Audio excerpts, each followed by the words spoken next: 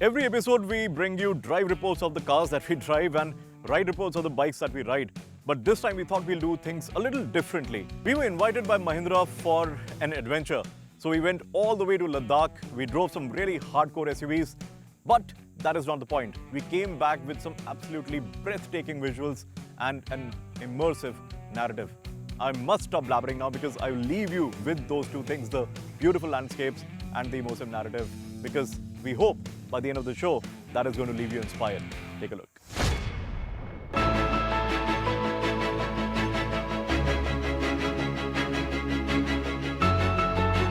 A high desert city in the Himalayas, Leh is known for its stunning landscapes, Buddhist sites and trekking routes. But what's the most exciting thing about Leh? Well, for adventure enthusiasts such as us, the best part about Leh as a destination is the journey you need to make to get there. Yes, we're talking about a road trip to Leh, a trip that exists on the bucket list of most adventurous travelers. And the pit stop team got a chance to live this dream with Mahindra Adventure's Monastery Escape.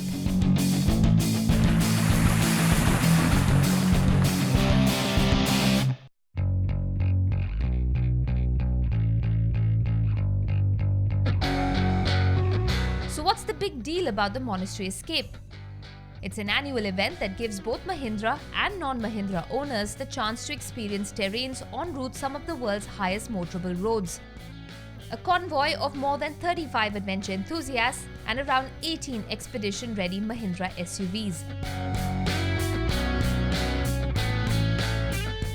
We ourselves were going to drive a 4x4 Mahindra Scorpio throughout the journey. The participants on the expedition had folks from all walks of life, from couples and gentlemen who became partners after meeting for the first time on this trip, to petrol-head doctors and women drivers who expertly steered the brawny 4x4s through the journey. We couldn't have asked for a more eclectic mix of co-travelers. We were introduced to the convoy at our accommodation in New Delhi while the briefing was being conducted. And on the same day, we got to know that the route we were supposed to take via Manali, Rohtang and Jispa has been changed due to some extremely adverse climate conditions. So the new plan was to take the Jammu and Srinagar route.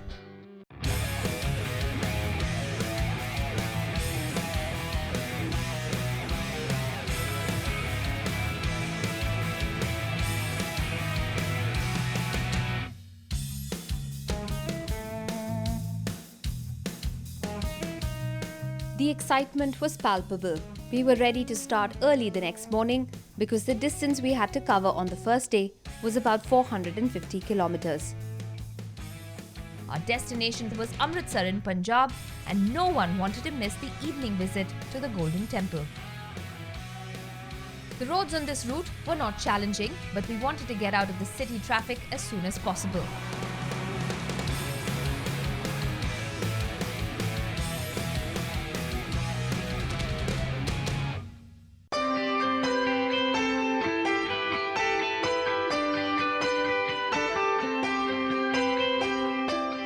We made a pit stop for lunch at a traditional village-style restaurant in Jalandhar, which is called Haveli.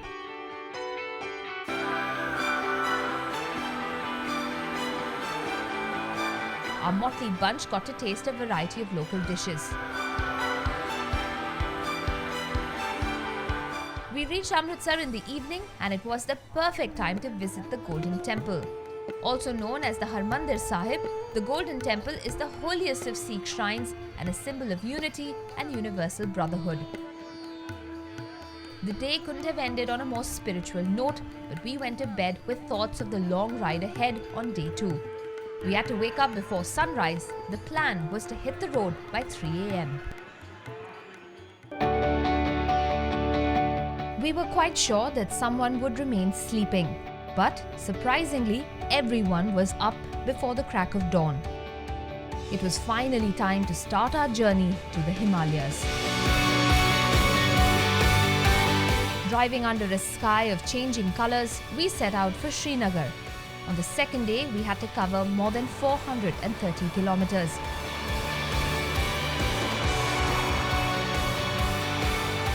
But we were going to drive in the hills, and we knew that it's going to consume a lot more time than the previous day. Driving in hilly terrains takes some serious practice. We found that the radio connectivity in the convoy was a boon. All the Mahindra SUVs were fitted with a radio communication device for instructions, and it played a major role in keeping us safe.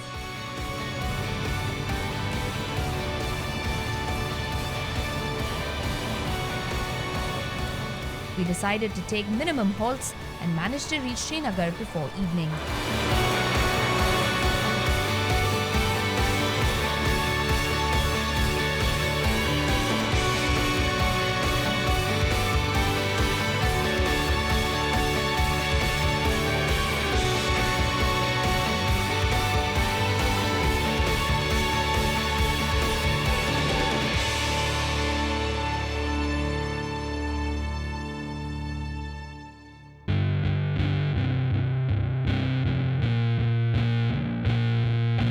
The distance to be covered on the third day was more than 200 kilometers.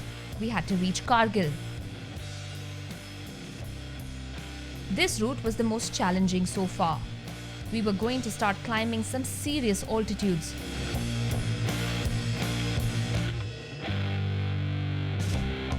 We had been warned about the reducing levels of oxygen and had been instructed to keep sipping water frequently.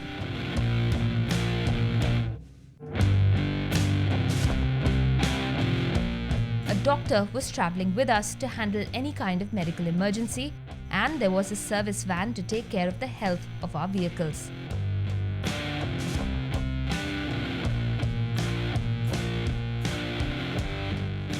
Passing through the snow-covered green landscapes of Sonmarg, we reached Kargil at night. And what a drive it was. It turned out to be an experience in complete contrast. From driving in tranquility, alone with one's thoughts, to testing our mettle in the toughest of terrains. The powerful illumination of the Scorpio's headlamps and its cornering lamp function helped us while navigating the twisties in the night. Adventure, in my opinion, is something where you push the envelope. You try and get out of your comfort zone and try and experience how far you can go, while still being in the environs of safety and logical common sense. So how far can you go? How much can you experience? And only if you get out of your comfort zone will you be able to experience new things.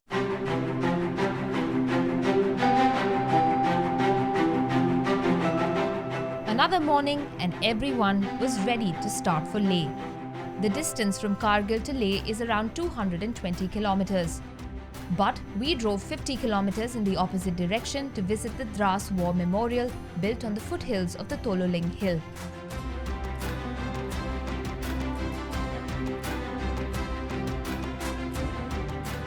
As India commemorates 20 years of the Kargil War, we were fortunate to visit the memorial that has been built by the Indian Army to honor the soldiers who laid down their lives for a hard-fought victory.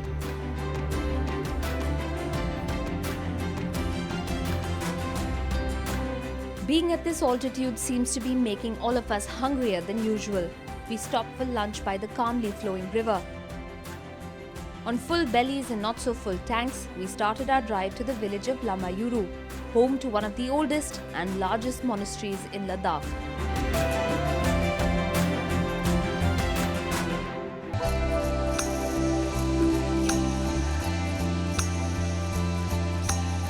The Lamayuru monastery dates back to the 10th century. Only a small part of the ancient monastery stands today. The prayer hall is open to tourists, and one can't help but feel at peace over here. Some time spent in contemplation, and it was time to get to Leh.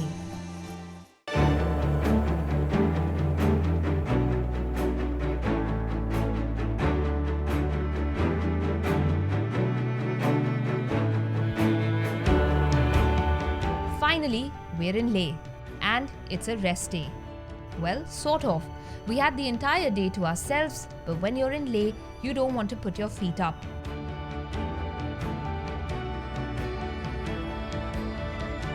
The day was spent exploring the beautiful Thiksay monastery, which is built on a hill slope at an altitude of about 11,800 feet. The 12-story building has sprawling courtyards and houses many items of Buddhist art such as stupas, statues, thangkas, wall paintings and swords.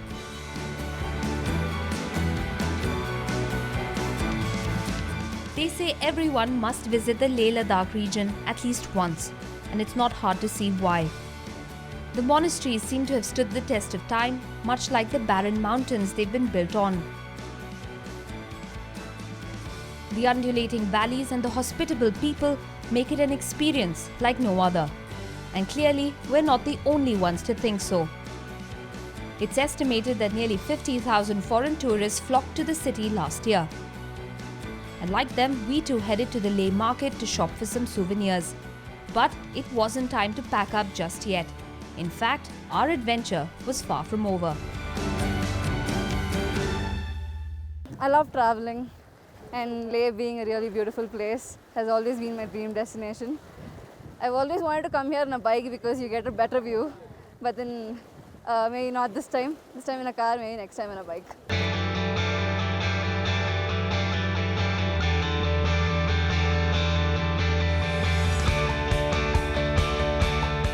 The sixth day was possibly the most anticipated one. We were going to the Nubra Valley, and the drive couldn't have been more exciting. We had to make our way through the mighty Kargil, the pass that until recently was considered to be the highest motorable road in the world at nearly 17,600 feet. Nature decided to make the challenge even more special. It started to snow. Driving in the snow is tricky, so after a quick photo session, we resumed our journey.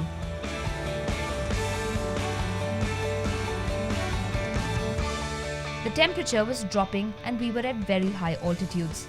Some convoy members, including our camera person, were not feeling too well and the doctor had to get busy. Thankfully, all of them recovered quickly and we were back on the road. They know how to run a convoy, and they also have a very strong service team. Their service team even have a doctor, so that's very nice. By the time we reached our camp in Nubra Valley, the sun was about to set. We spent the night in the tent. The weather was so cold that it wasn't fun, but the next morning more than made up for it.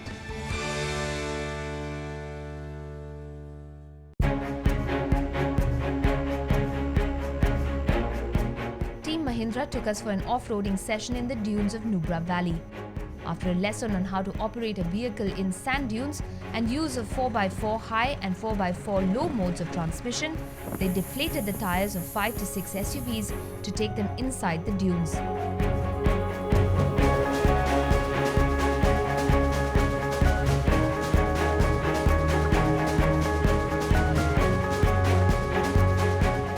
Basic level off-road training, but a thoroughly enjoyable one.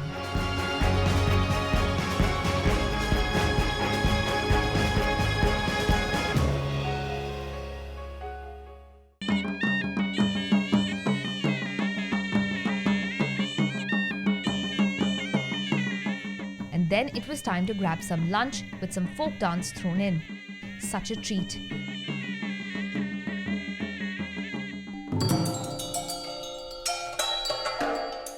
There is reason why the land of high passes has been called a land of magical monasteries.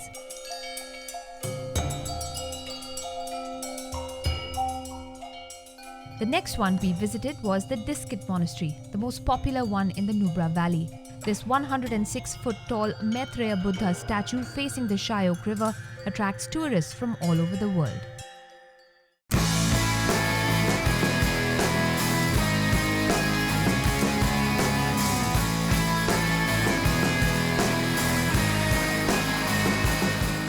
We'd been on the road for 8 days and it was time to head back to Leh. But there was a twist in the journey.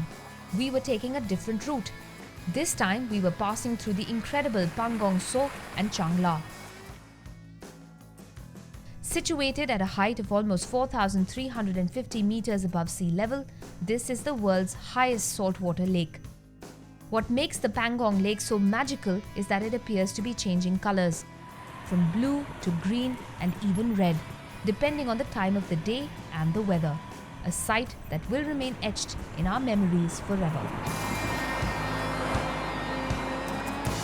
The Changla is amongst the highest motorable roads in the world, and getting there was pretty challenging. It was broken and quite steep at some places, and fresh snowfall made it slippery too. But careful driving and the 4x4 low mode of the Scorpio helped us here. We reached the pass without any trouble at all. The temperature outside the car was -2, but the view of snow-covered mountains compelled us to come out of the cars.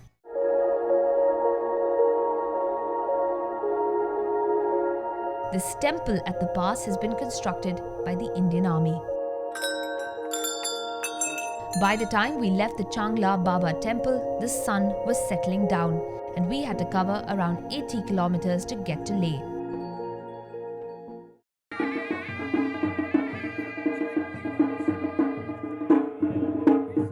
The 9th day and our last one in Leh, it was time to say our goodbyes. There was a cultural program arranged for the night and we got to experience some traditional dances and songs from different parts of the region.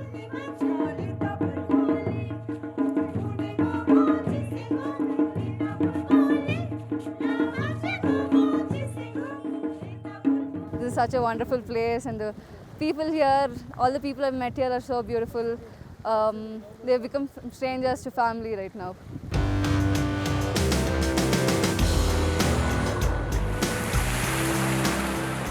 But it was also a time for some reflection. The expedition was a test of both man and machine. It taught us how to deal with high altitudes, inclement weather, and some of the roughest terrain in the world. But along with these learnings, we also take back lessons in companionship and friendship, the kind that make this kind of road trip truly sublime.